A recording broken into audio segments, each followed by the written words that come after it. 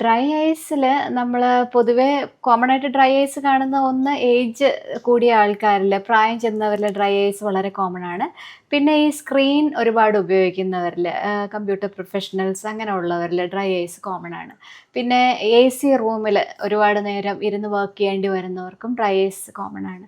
അപ്പോൾ dry ഐസിൻ്റെ symptoms എന്ന് പറയുന്നത് മെയിനായിട്ട് കണ്ണിൽ തട്ടൽ അനുഭവപ്പെടുക, പിന്നെ ചിലർക്ക് ചുമപ്പ് വരിക, എരിച്ചിൽ വരിക, ചില സമയത്ത് റെഡ്നെസ് വരാം. അപ്പോൾ ഫോറിൻ ബോഡി സെൻസേഷനാണ് മെയിനായിട്ട് ഫീൽ ചെയ്യുന്നത്. അങ്ങനെയുള്ളവർ ഡോക്ടറെ കണ്ട് പരിശോധിക്കേണ്ട ആവശ്യമുണ്ട്. മെയിൻലി ഇത് വരുന്നത് നമ്മുടെ ബ്ലിങ്ക് റേറ്റ് കുറയുന്നതുകൊണ്ടാണ്. നമ്മൾ സ്ക്രീനിൽ തന്നെ ബ്ലിങ്ക് ചെയ്യാതെ നോക്കിയിരിക്കുന്നതുകൊണ്ട് വരാം. അതുപോലെ തന്നെ എ സി റൂമിലാണെങ്കിൽ നമ്മുടെ കണ്ണിനകത്തുള്ള മോയ്സ്ചർ അബ്സോർബ് ചെയ്ത് പോകുന്നത് കൊണ്ട് ഡ്രൈ ഐസ് വരാറുണ്ട്. പിന്നെ പ്രായം ചെന്നവരിൽ ടിയർ പ്രൊഡക്ഷൻ കുറയുന്നത് കൊണ്ട് ഡ്രൈനെസ് വരാറുണ്ട്.